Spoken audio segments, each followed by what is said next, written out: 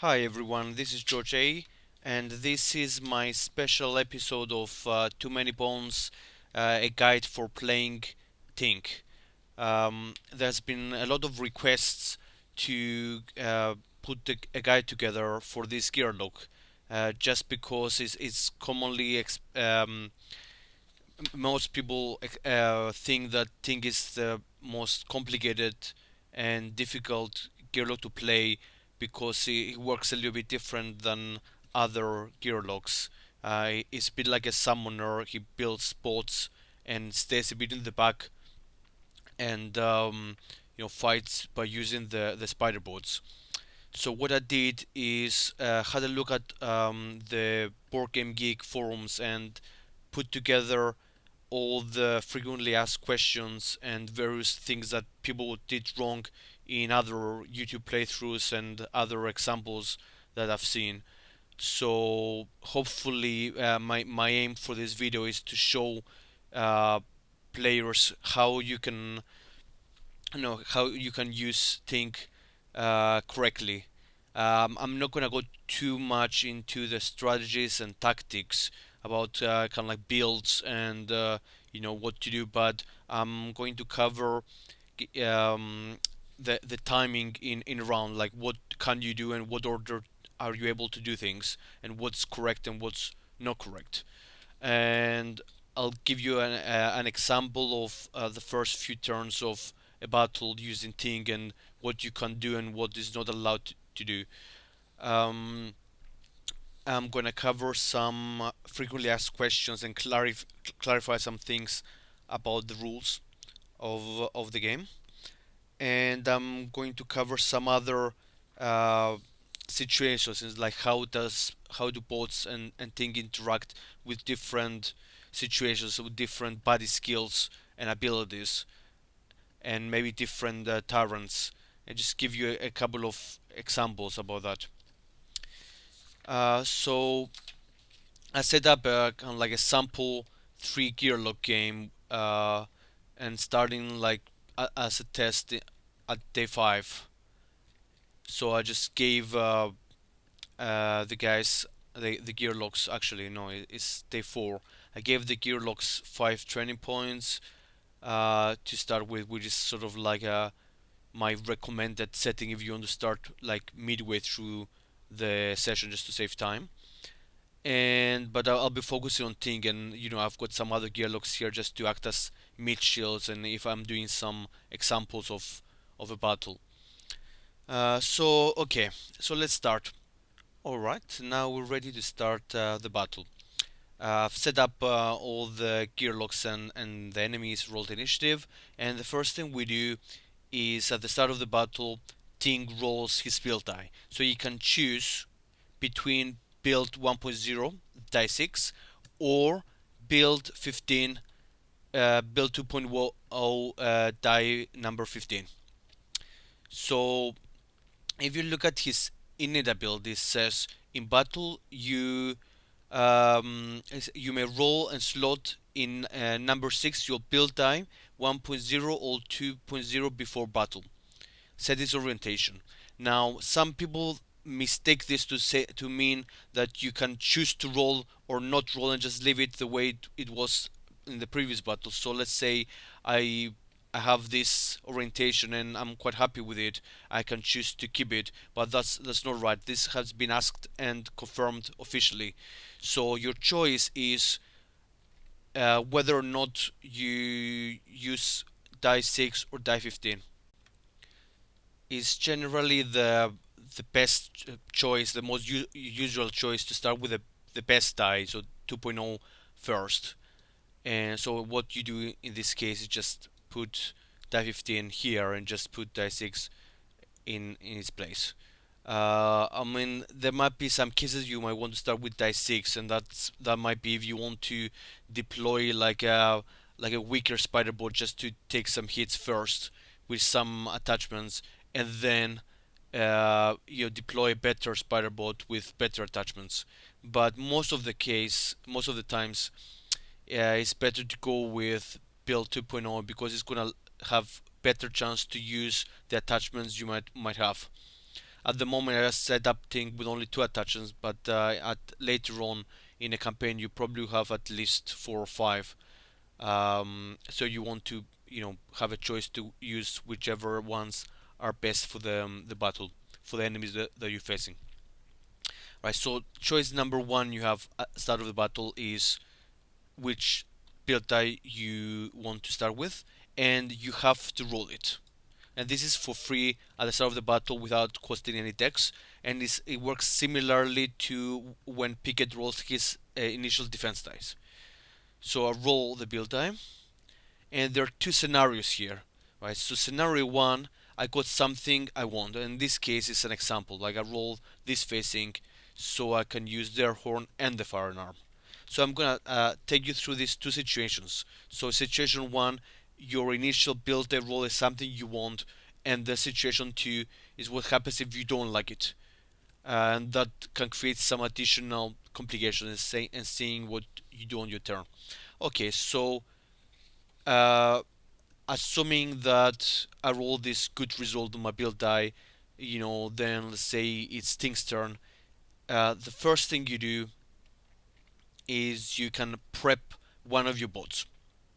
So you can choose one of the bots and put it on your prep area at its initial battery level. So that's the till number. So Spiderboard 2.0 starts at 2 battery, and you can only prep one bot at a time and have only one prep bot. So I can't just say I'm gonna prep this and then I'm gonna prep that and raise both their battery. That's incorrect. So I'm prepping Spiderboard 2.0, and then I can spend a dex to uptick its battery. So from 2 goes to 3. So one dex spent so far, and the prepped bot is starts at battery 3. And this can only be done once around, like increasing the battery. So now I have the choice to deploy it straight away. And most of the times, or almost all the times, you want to deploy a bot in the very first turn. I mean, Ting shouldn't be running around trying to hit people on his own. I mean, unless you're playing solo, sometimes you might have to do it.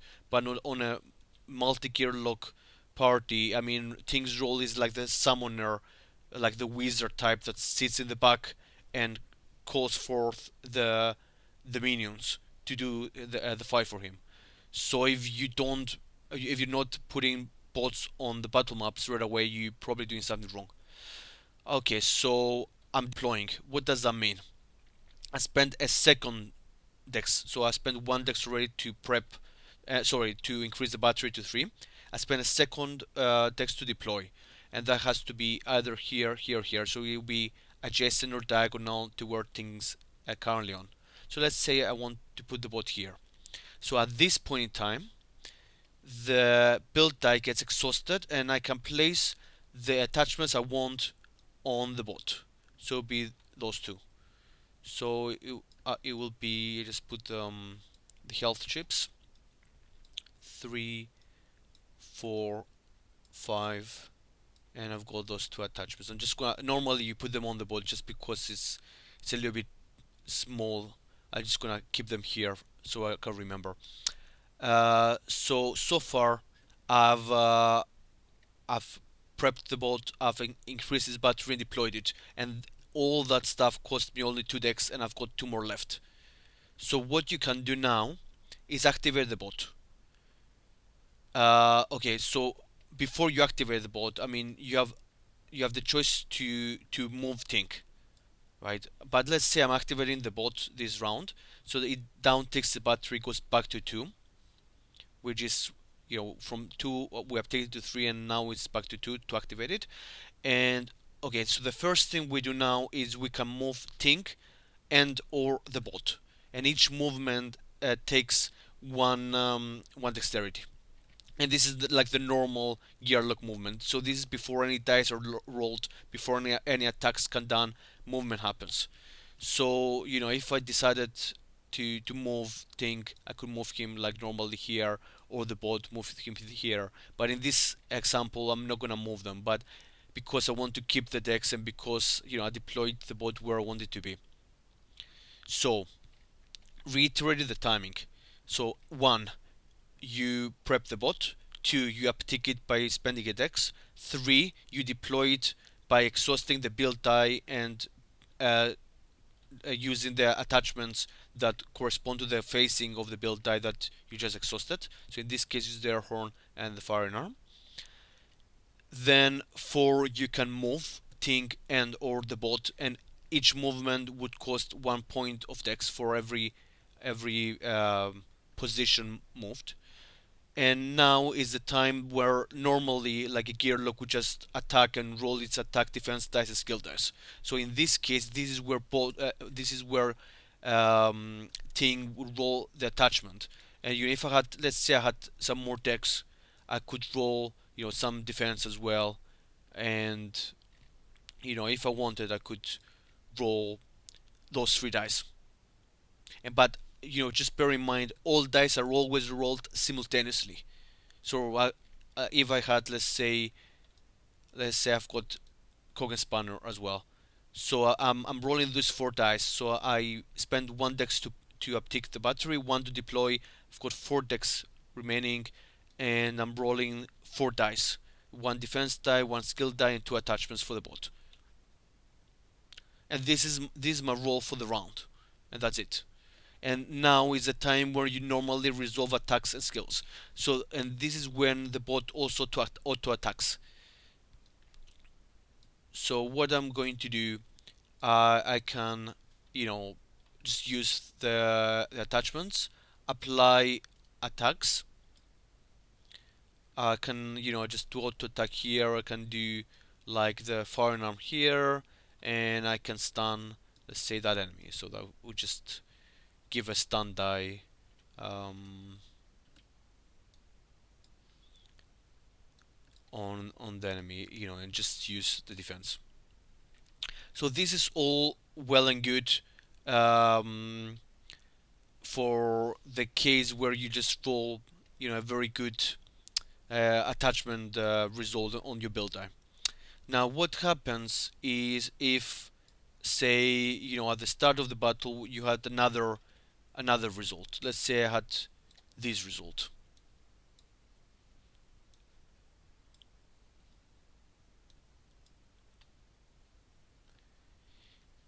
So what somebody might say is, okay, I'm just going to deploy the bot anyway, and that's usually what I would also do. I'm saying like, you know, even if you can't use the attachments you want, you should still hopefully be able to use some attachments.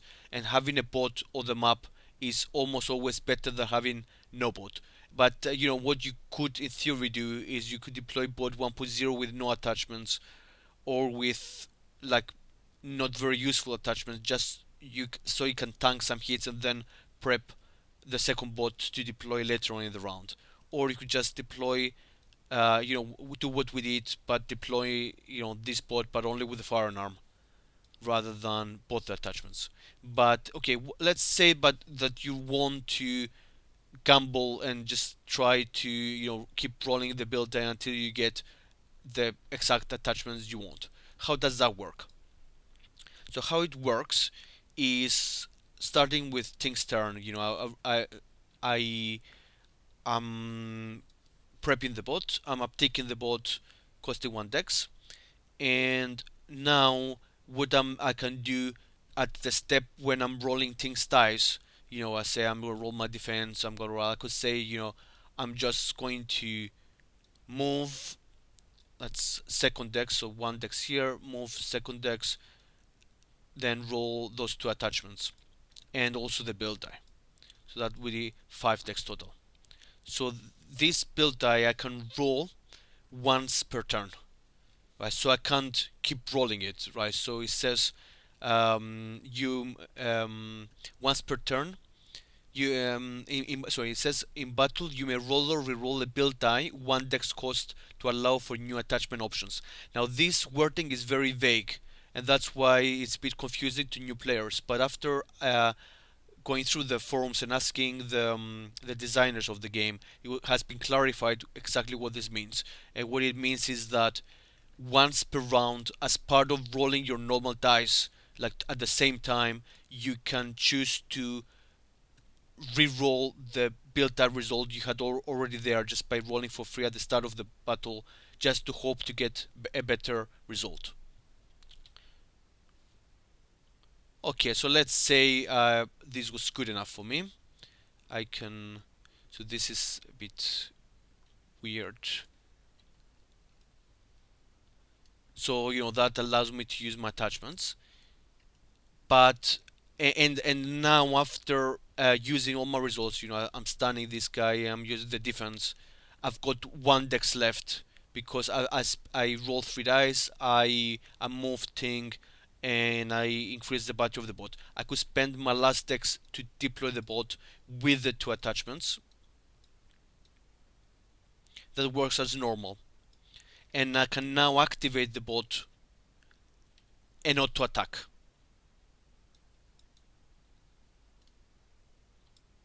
But I cannot roll those attachments because A, I don't have the dex, and also because I can only roll dice once per round. Like I already rolled my dice for the round. I can't save up dex, roll the build die, and then if I like the result, spend my remaining dex to roll the attachments that I was just able to use because I've already rolled for that round. Next round, I would be able to roll these attachments as normal. So this is the what happens at the second scenario. So scenario one is at the start of the battle, I roll a good result on my build die, and I can deploy my bot straight away, roll its attachments to an auto attack, so I increase the battery first, then use the increased battery to activate the bot, which lets me auto attack and roll attachments. And if I've got dex to spare, I can roll defense or some other skills with Tink. And then the second scenario is when I get a really bad result on the build die, and that's usually, if I'm using build 1.0, like build 2.0 typically has much better results. But if I don't like the attachments I can use, I can do this second uh, scenario where I can roll the build die again as part of my roll, costing one dex, and then deploy the bot and do an auto attack if I want, or just deploy it and don't activate it. That means it can still, tank some damage, but then I won't be able to use its attachments until the second turn. Now, my advice is, if at all possible, deploy it first turn and use some attachments first turn, because the first one or two turns in the battle, especially in a multi-gear lock uh, game, are most important. If you got a dangerous 5-point baddie or 20-point baddie on the map, you want to kill it uh, without it being able to do many turns and doing lots of damage. Now, if you're playing solo, it might be a bit different. I mean, you might have more of an attrition fight where you just kite enemies and go to the fatigue rounds. But when you have like 12 or 15 or 20 body points on the map, you can afford to wait and let them roll their 3 or 4 or 5 attack dice each on your gear locks. You just need to kill them before they can kill you. And so this is the first chapter um, of this guide. So what you would have learned is one, you cannot choose to not roll your build die. You have to roll a build die at the start of the battle so you can use it. You can't just get the result you want and keep it there and use it for every battle without having the risk that you roll a bad result. Number two, uh, you can only roll the build die again once per turn on your turn by costing a dex together with all your other dice. And that's again the only time you can use attachments and other dice. And movement works like normal movement, so you can move Tink and the bot before rolling dice. Once you've rolled dice, you can deploy the bot, but you can move the bot and you cannot roll more attachments. Okay. Um, so another thing to note is, okay, if you have to deploy the bot and you don't like the attachment you're using, you can always use your backup plan. So you have the bot mode. exhaust one attachment on an adjacent or diagonal bot to attach one learned attachment. So if, for example, I wanted to use air horn, but I can only do firing arm. So let's say I've got built 2.0. I just rolled this result. I'm using firing arm, but I want air horn because I want to disable this cobalt elite. I could use, if I got a bone, I can spend it to exhaust the firing arm and replace it with air horn. And it might depend on the timing. If I could even, if I had the bone for turn one, I can spend it and get the air horn and roll that. So I get the air horn and roll it in turn two. Um, so going on to frequently asked questions. So what happens with bots when Tink is knocked out? So let's say, you know, we have this Bucklerk doing poison to you, and I didn't rest my Tink, and he just gets out of the fight, but the bot is still there. What happens at this point? Now, the number one thing is that anything that costs Tink's dex can no longer be used because Tink is not in the fight and can't spend any dex. So this means that the bot cannot roll any attachments and the bot cannot move. But the bot can activate as long as it's got battery. So if it's got battery 2, it can activate on Tink's normal turn. You can just keep Tink's initiative just to remind yourself. And so if it starts at 2, it would go to 1 and be able to auto attack. But obviously not rolling attachments. And also, it still has its health and it can take hits from enemies. So that's a good thing because other gear locks might be able to kill some enemies while the bot stays here and just absorbs some hits. So like say these enemies would just be hitting the bot for a few turns, and well, Tantrum and Nugget will just kill the other enemies.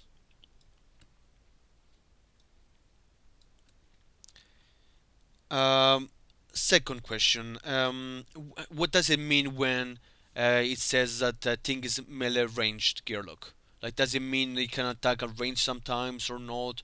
Uh, so, so it says melee ranged. So the number one thing it means is that Ting can deploy in any of the gearlock melee positions or range positions. So typically you want him to be on range positions, but there might be some times that you want him to deploy. Let's say I want to deploy him here, so I can have a bot maybe here, so it's easier to go and hit this enemy the back row. I mean, there might be some situations that you might want you know a forward positions, but in reality, in most cases you want thing on the back and just getting bots on the melee row. Um, another thing that it means, a melee ranged Gearlock can only do normal attacks in melee. They cannot do normal attacks at range. So like same as Nugget. Nugget can roll her normal attack on melee, but she can spend sling stones to attack ranged. And Tink has some skills that can attack ranged, like the Kogan Spanner, and also he's got some board attachments like Foreign Arm that can attack at range. But himself, his normal attacks can only attack melee. Um, Another question. Prior to deploying his bot, can Tink spend more than one dex in a single turn to juice up the battery? The answer is no. You can only spend, if you got a bot prepped, you can only spend one dex per turn. You can't just say, okay, I'm gonna spend all my dex just to get him to 5 or 6 to 5, which is the maximum, and just deploy it at 5. Now it starts at 1 and then you can increase it at 2 in turn 1 and then maybe to 3 in turn 2. And it's usually advisable not to overdo it by keeping the bot on the prep area and keep increasing his dex, because it's like if you spend the first 2 or 3 turns without any bots there and then you try to deploy the bot, I mean the battle will be hopefully done by turn 5. So if your bot can make a difference in turns 1 to 3, then it's just a matter of wrapping up. And if the bot runs out of battery, that's fine. I mean, you can either pull start it with 2 bones at its starting battery power, or deploy another bot, or even just step in and hit the remaining enemies yourself, or rely on your other gear locks to finish the battle. That's usually what happens. And can the bot move and or attack on the same turn it is deployed?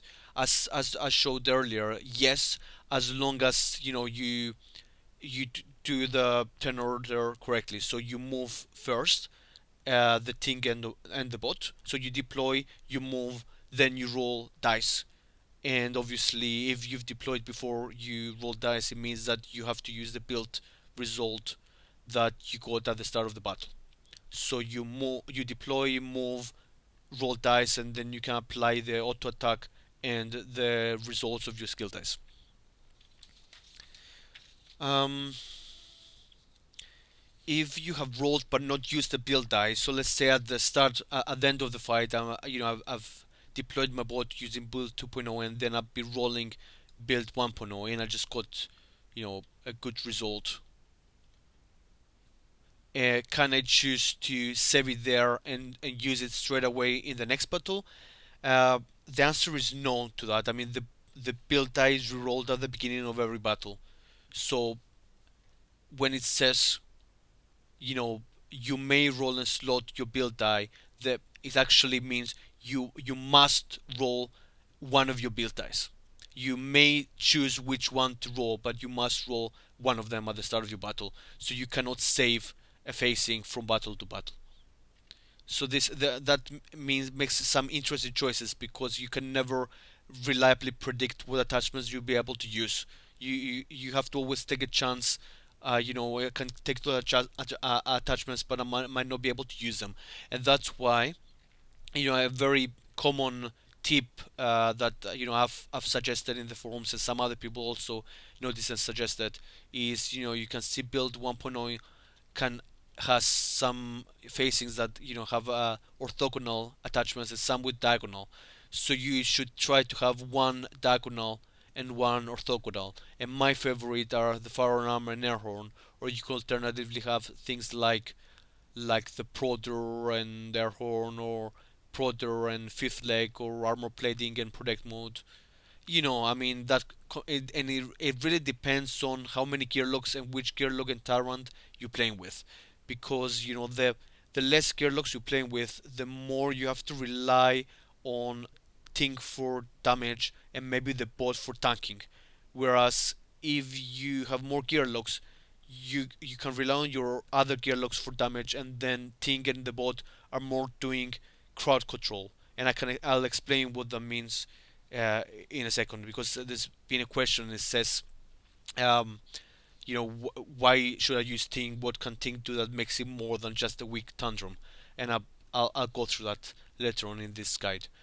Okay, so can a bot auto attack an untargetable enemy?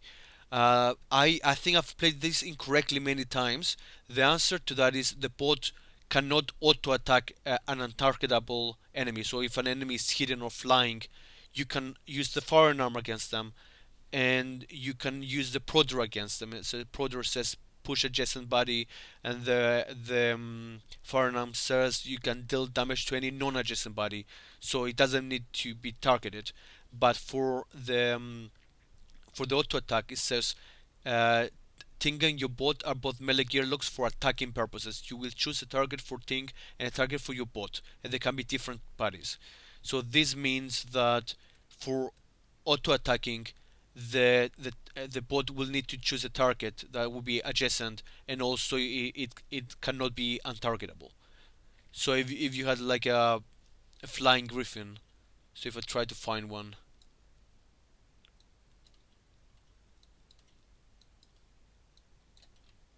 so if you had the griffin here and it's flying,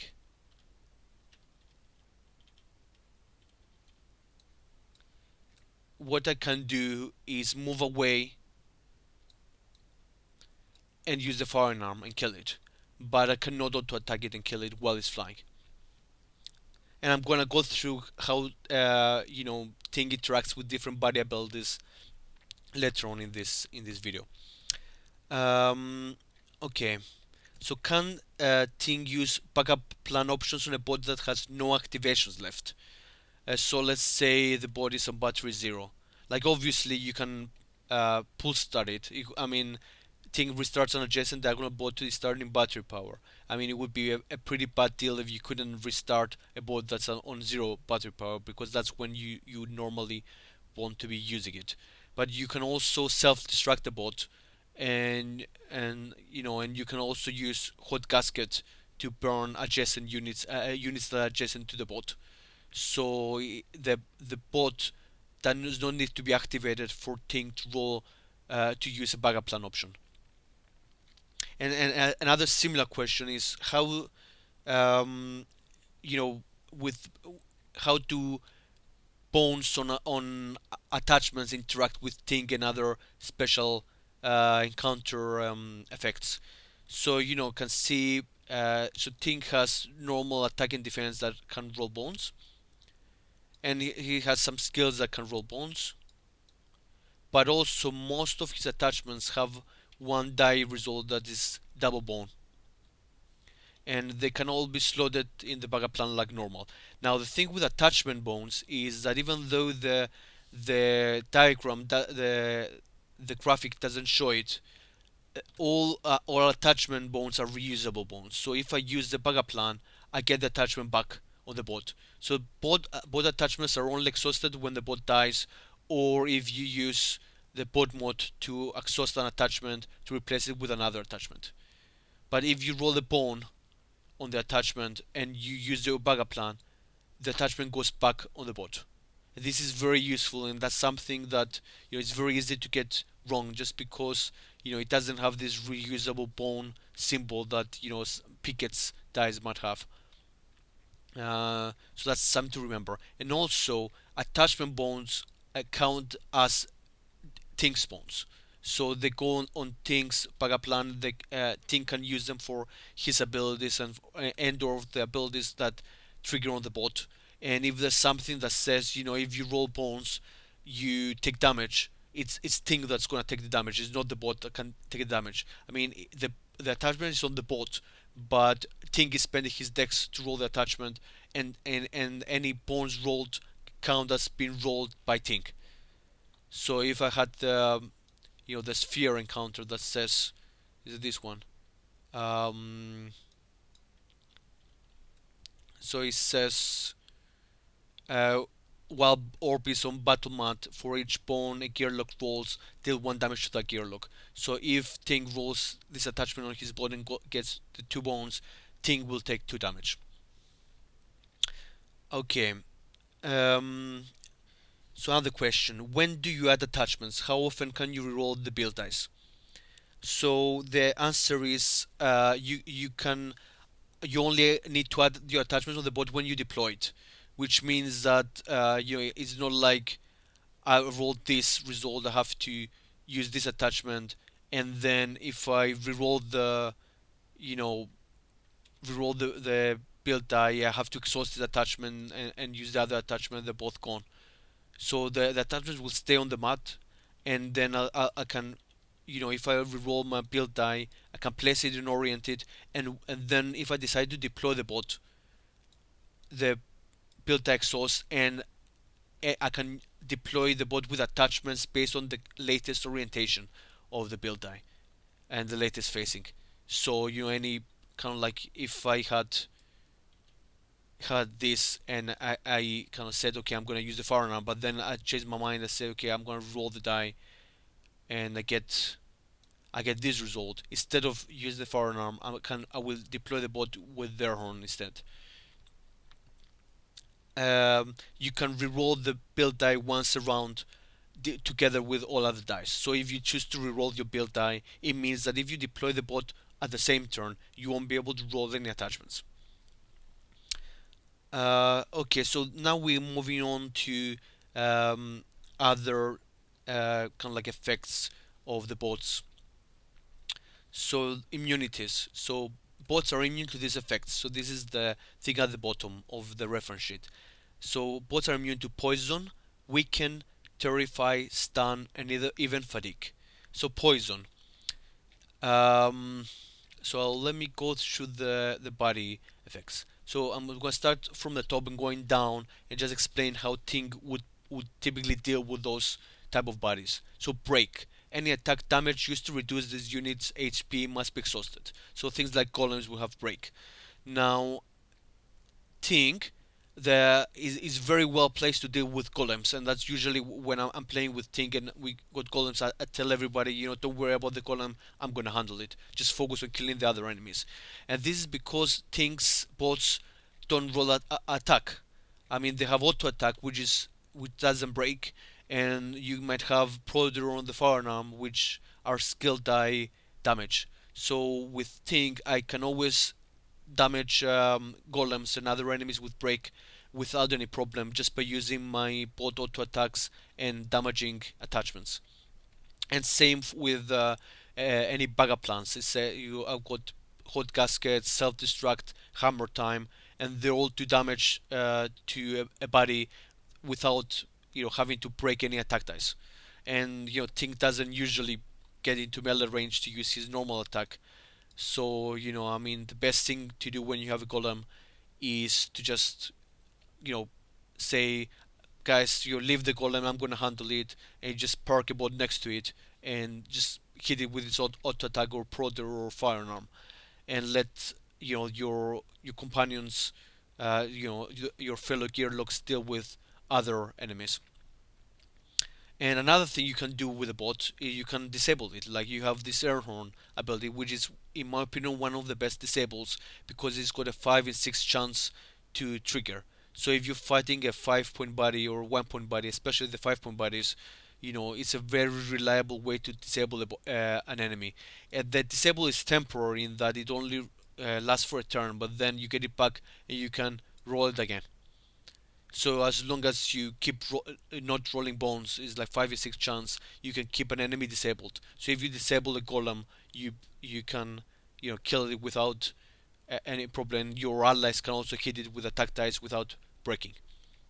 And that's actually coincidentally or not, this air horn is the answer to a lot of this because it disables all those abilities. So if you got an enemy with really tough abilities, disable is usually your best answer to that. And what the bots aren't very good at is against enemies with like lots of attack and not many strong abilities. So if you have Griffin, Howler, or a Goblin Sapper with attack 3, or even an enemy with attack 4 like a Direwolf, the attack 4 can probably one shot your bot without you be able to do anything. So I would suggest to keep your bots away from high attack bodies and keep them tanking and fighting bodies with lots of annoying abilities. So if you got something, if you got an enemy with break or hardy or compound or poison, if you got an enemy with poison, um, I'm gonna explain like when we get to poison actually. So careless, that's not a problem. Compound. Compounds this stacks units attack stat is equal to the current round. So another useful thing. So if you disable a compound enemy, they won't be able to attack at all because they don't have any normal attack dice apart from what the compound ability gives them. So if you got an enemy like this hardy compound, just put a disable on him, and as long as you can keep the disable, you can just kill him and don't have to worry about him. Corrosive, you don't have to worry about because your boss don't have any normal defense. Even like if you use armor plating attachment, it's not normal defense, so it doesn't get exhausted. Uh, Dive, at the start of his turn, immediately place this unit adjacent to weakest available opposing unit. Now, like if Ting is the weakest in hit points, you might be in danger. But what I like to do is to keep Ting's health equal to his bots, like maybe 4 or 5, if I'm deploying Spider-Bot 2.0. So like if an enemy, especially ranged enemies or diving enemies, attack the weakest, I can always get the bot to take the hits, and that's quite beneficial because usually you have a tanky gear log with being the highest, like usually Picket or sometimes Tantrum or even Nugget can be tanky. But then what you want is Tink not to to be the lowest. So you want the bot to be the lowest or tied to lowest. So Tink can stay back and be, out of harm's way. With Engulf, that's just by deploying a bot diagonally to you. If a body hits the bot with engulf, the thing will not take damage, but maybe another enemy would take damage. That's orthogonal to the bot. Flight ability, as we mentioned earlier, you cannot auto attack an enemy in flight, but you can use the firearm or proder, or even you can use your hammer time or self-destruct or hot gasket or anything that doesn't specify target to get rid of a flying enemy. Uh, Hardy, as I mentioned, okay, so there's two ways that Tink is very useful against enemies with Hardy. I mean, the obvious one is to disable, but apart from that, the fact that Tink can spread around damage, whilst most other gear locks like Nugget are good at concentrated burst damage, Tink is really good at doing doing damage to lots of enemies, doing 1 or 2 points of damage. So if I had three enemies with Hardy, or even four enemies with Hardy, let's say, I could in theory attack one with Tink, with his normal attack. I could auto attack one with a bot. I could use Proter on a third enemy, and then use Firearm on a fourth enemy. So, like if you have the perfect attachment setup and the right situation, you could do a bit of damage to four enemies at the same time. So if you got lots of hardy enemies, the best bet for Ting is to just say, okay, I'm gonna do one damage to him, one damage to the other guy, one damage to the other guy. So we don't need 3 turns to bring them down. We bring all of them down in this turn, so that your next gear lock will be able to finish them off potentially. Um, so lashback, okay, lashback it has been changed a bit in the second printing. It says after this unit is damaged by an adjacent opposite unit, the unit will do damage back. So unfortunately, this also affects bots. So if you're fighting an enemy with lashback, like a dire wolf, you don't want to do not attacks with the bot because then you're gonna get damage back. So you might want to stay like non adjacent and use his firearm or disable him. Mischief, remove dice from target's active slots before attacking. Like, obviously, if an enemy targets a bot with Mischief, he's not gonna do anything because the bot doesn't have any active slots. And if he attacks Tink, then the worst thing can do maybe remove some of his defense. But Tink does not have any kind of like typically useful active dice, like Tanjiro might have Rage, or Nugget might have things like Lucky, and but Ting would generally not have any active dice. So Ting and his bot are good targets for Mischief, just to protect some other gear locks.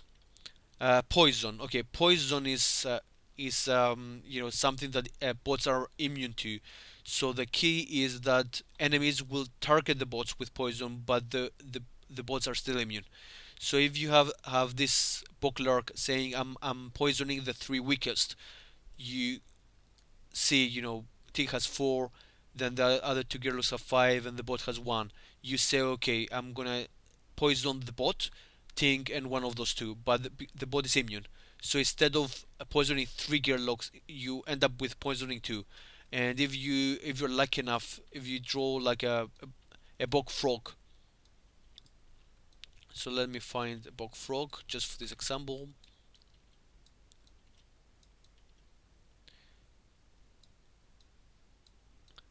So what I'll do if I get a bog frog, if I scout him and I'm playing Ting, I'll be like, yep, just keep it on the top.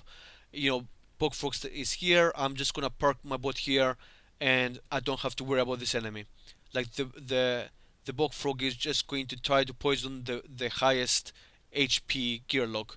So I just keep other gearlocks away from the Bogfrog, and the only thing he's going to do is try to repeatedly poison the boat with no effect.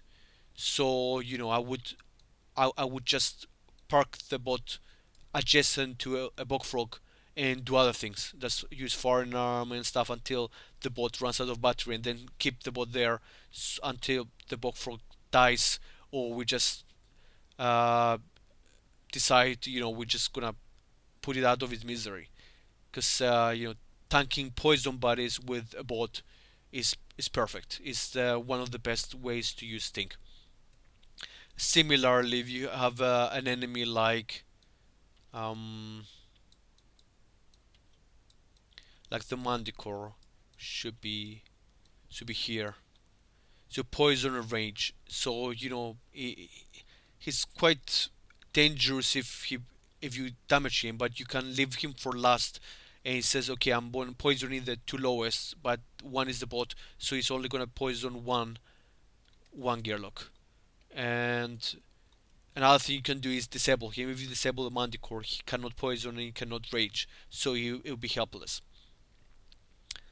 Um, Rage, if this unit is not a full HP, against one additional attack dice.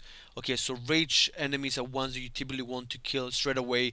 So usually with Tink, because it's not good at burst damage, I would avoid those enemies, and maybe kind of only I would damage them only when I know that another gearlock is just going next in the order. It's gonna finish them off.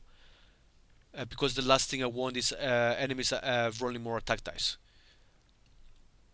Raiding is quite similar to that. I mean, like if you got lots of orcs, they attack more with more attack dice, so you want to bring them down. Signal, I keep watching playthroughs, and everybody is really paranoid about Signal, saying, "Oh my God, I need to kill this Signal enemy." But what Signal does generally is just brings like a stream of weak 1 point buddies later in the battle. And generally, later in the battle, once you kill the dangerous 5 point and 20 point buddies, the 1 point buddies are just gonna come at the end of the initiative order and not really be able to do much. So whenever I see a signal enemy, I don't worry about signal at all. I mean, signal is just gonna give Tantrum some more targets for his body count, and not much. Like the priority should be high attack, low defense enemies, and not low attack, high defense enemies. So if I get an alarmist, I would ignore him probably and just kill, like I'll kill poison buddies, I'll kill hardy compound buddies, and let him summon two or three, like he's gonna summon three 1 point buddies. Just summons a bog frog which we can park our boat and ignore him. And he's gonna summon this hardy compound kobold that you can do one damage with Ting Spot and then another with another gearlock, and just kill him before he acts. And the thing is, like 1 point and 5 point buddies come at the end of the buddy queue. So if you get something that's annoying, you can always kill him before he gets to act. If you decide to focus on them, or you can just ignore them and kill other more important, more powerful buddies. Um, Other abilities. Um, Stun. Well, there's not many enemies with stun. There's some 20 point buddies with stun, and probably your best bet against stun is to. Actually, bots are immune to stun, but you wouldn't necessarily want to let a bot tank uh, a 20 point buddy. Let's say I've got this Horned Griffin. It rolls 5 attack and stun. So if you know you're gonna face them, I mean, one thing you could do is start with Spiderboard 1.0 and just sacrifice it and say, okay, I'm just gonna deploy Spiderboard 1.0. It's gonna take one attack and die, but that means that all my other killers will have two full turns to kill this 8 hit point body. The Chrono Griffin doesn't have defense. I mean, he does have flight, but there's lots of ways to damage enemies in flight. Um, like throwing axe, a firing arm, and nuggets. Sort of, it's got some. He might have some other effects like disabling and stuff. Um, surprise is not like a body ability. It's more like an encounter thing. It says you are surprised or the enemies are surprised, and that's actually quite important that you want to surprise the enemies. You don't want to be surprised. So I typically avoid any options in encounters that means we are surprised, and I try to get like maybe like the skinning knife that means that we can surprise the enemies. So if you act first, you can typically win the encounter because you have more of a chance to take out some dangerous buddies before they get to act. Taunt I'm not usually bothered by just because the most of the enemies with taunt they're quite slow, and we can always use range attacks to kill other enemies and or just run around them. So it's not a high priority ability to get rid of. Thick skin. I mean, thick skin is actually one that Tink has quite a lot of trouble with because most of his damage is like 1 point or 2 points of damage. Um, so there are a few ways that Tink can deal with thick skin. I mean, one obviously is air horn, but what if you're fighting somebody like Nom, uh, like the tyrant who's got thick skin and he can be disabled? One thing you could do is use a combination of, uh, like let's say I've got fifth like a fire now, and that's kind of like what you could do is if you start next to the body with thick skin, you auto attack, which is absorbed, let's say, by the thick skin, and then you can jump and use the firearm. That's gonna do another 2 damage, so that's 4 damage, and then you can bring in Tink and does his attack do like 5 or 6 damage total. That some gets absorbed, some goes through, and you have some useful, you know, backup plans like Hammer Time that does 2 damage that can bypass thick skin as well. I mean, my favorite thing to do against thick skin enemies is just to let Tantrum deal with them, and while I'm focusing on like enemies with break or poison or hardy, and that's kind of like one of the big important things when you're playing with multiple gear locks is to choose your fights and to say, okay, what do I want to avoid or what do I want to go for? So like with those 3 gear locks, I want Tantrum to go against like low defense, high attack enemies, so he can use his like a kobold to tank some big hits and cripple them and kill them. And I want Nugget to go against maybe enemies like with break, so I can focus on like to bleed on them and debuff them and roll long blade on them. And then I want Tink to go against like hardy compound enemies or enemies with poison.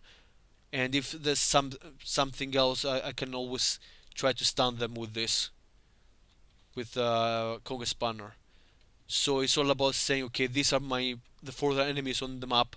I'm going to use the right gear lock for the right enemy. And I have got some playthroughs with Ting and like 3 gear lock and 4 gear lock playthroughs you can watch just to see how that would work. Um, Thick skin I already went through. Undead, that's just like the hardy bone dragon. Untargetable is similar to flying, so as I said, you can use your firearm or proto against untargetable, and you can also stun an untargetable enemy, but you cannot auto attack with the bot. Weaken. A bot can be targeted by weaken, and it's immune to weaken. So if possible, I could make uh, if I could choose who gets affected by weaken, I would choose a bot, and that's similar um, to Gendrick's limit ability. It says limit. Gendrick's target immediately removes a stat die from the gear low mat for the remainder of this battle. So what I would do with Gendrick's is I'm just gonna have a bot being one of the lowest buddies, so he attacks the two weakest. So if he attacks a bot, I will select the bot to be the target of limit, so that no stat die gets spent, and that's why in a Kendrick's fight, I think, and also kind of against a turret like Drellin. So when you face lots of enemies with break, poison, hardy, compound, those are kind of like usually annoying for gearlocks that just rely on straight attack and defense. But with Tink, that this kind of enemies is no problem. You can take care of them. What you really don't want is high attack enemies that can kill your bots. If you can avoid those and get other gearlocks to tank those enemies and just focus on enemies that are like more tricky, you can outsmart the tricky enemies and how and outfight and let Tantrum outfight the strong enemies. Um, but that brings us to the next question. It says, why should I be using Ting? I mean, what can Ting do better than other gearlocks? Well, the Ting has like a very reliable stun. That's one of the only stuns in the game. I mean, Boomer has a stun as well, but that takes a grenade slot, and I think has a 50-50 chance of failing against a 5-point buddy. But this one has 2 and 3 chance of stunning, and stunning in the first round is huge. Like if you got a dangerous 5-point buddy and you stun him, you can probably take him out straight away. He's not gonna be able to act, or even just buy time for your party to take out another dangerous enemy. Another thing he can do is spread damage around, and just says I can do lots of damage to lots of enemies. I can auto attack one with a board. I can attack one with Ting. I can use Proder. I can use Firing Arm, and there's not many gearlocks that can do that. I mean, Tantrum can do that with to some extent with Axe Collector, but axes are limited. Firearms are very reliable. It can do 2 damage, 5 out of 6 chance. There's no bones, and there's like one of it in 6 chance to do 1 damage. So if I've got two enemies that have 2 points of damage, 2 points of health, I'm like, don't worry about it. Auto attack the one, firearm the other, they're both dead. Um, and reliability of damage. Like with Tantrum, you can roll 3, 4, 5 attack damage and get. There's a small but non-negligible chance of rolling lots of bones. With Tink, he's got reliable damage. Like the auto attack is reliable. Foreign arm is very reliable in that there's it generates consistent 2 attack and at least 1 attack, and that's another like Boomer has her backup plan that throws that she knows that whatever happens she'll be able to do at least 1 damage. That's firearm works like that, in that you do at least 1 damage to a non-adjacent body, and usually it will be 2 damage. And the auto attack is guaranteed 2 damage. So if the enemy doesn't have thick skin, you can very easily weaken lots of enemies in a short amount of time, and that's even like at the cost of few dex points. So you could roll defense and attack if you have them, and roll some skills as well. It's not a problem with Tink. Um, the I guess the final thing for this guide is going through explaining the different builds for the bot. I mean, there's a standard offensive build and standard defensive build. Like an offensive build would have generally rely against um, these three attachments. You'd have Firearm, Prodder, and Airhorn, and potentially Alternator. So in this way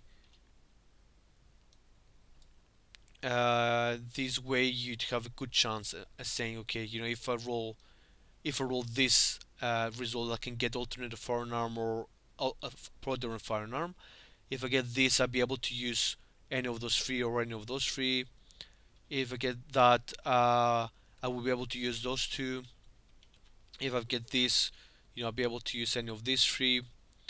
And here, we'll be able to use these two, or or these two.